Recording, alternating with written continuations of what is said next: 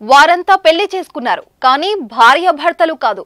వివాహం జరిగిన ఓ అరగంట తర్వాత ఎవరి దారిని వారు వెళ్లిపోయారు. మరి కొందరు యువతలైతే తమను తామే పెళ్లి చేసుకున్నారు. యూపీలో జరిగిన ఈ తతంగం దేశవ్యాప్తంగా చర్చకు దారితీసింది.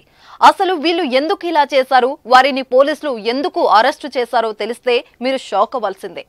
ఇప్పటి వరకు ఎన్నో స్కామ్లు, కుంభకోణాలు జరిగాయి. సర్కార్ సొమ్ము కోసం అడ్డదారులు తొక్కిన అధికారులు ఎంతో మంది ఉన్నారు. గజం కేవలం 4500 రూపాయలతో 165 గజాల భూమి కేవలం 8 లక్షలు మాత్రమే. కానీ యూపీలోని బలియా జిల్లాల అధికారులు తెలివి చూస్తే ఆశ్చర్యానికి గురి చేస్తుంది. ఉత్తరప్రదేశ్ రాష్ట్ర ప్రభుత్వం పేదింటి యువతల పెళ్లి కోసం సీఎం సామూహిక వివాహ వేడుక పథకాన్ని ప్రారంభించింది.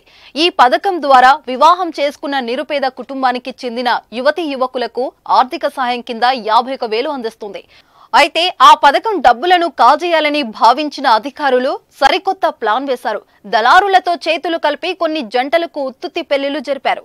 డబ్బులిచ్చి యువతీ యువకులను పట్టుకొచ్చారు. వారికి పెళ్లిళ్లు చేసినట్టు సీన్ క్రియేట్ చేశారు. ఉత్తుత్తి పెళ్లిళ్లు చేసుకున్న వారిలో కొందరు పెళ్లి కాని యువతులు, అప్పటికే కొత్తగా పెళ్లైన యువతీ యువకుల ఉండటం విశేషం. మరికొందరు యువతులైతే తమ మెడలో తామే దండలు వేసుకుని పెళ్లి అయినట్టు ఫోజులు ఇచ్చారు.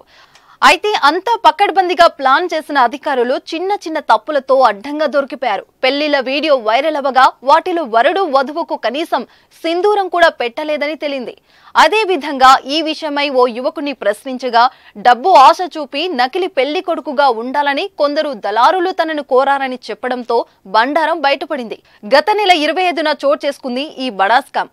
అవకతవకలకు పాల్పడ్డారనే ఆరోపణలపై మొత్తం అధికారి సునీల్ కుమార్ యాదవ్ తో పాటు 8 మంది నకిలీ లబ్ధిదారులపై కేసు నమోదు చేసి కటకటాలోకి పంపారు.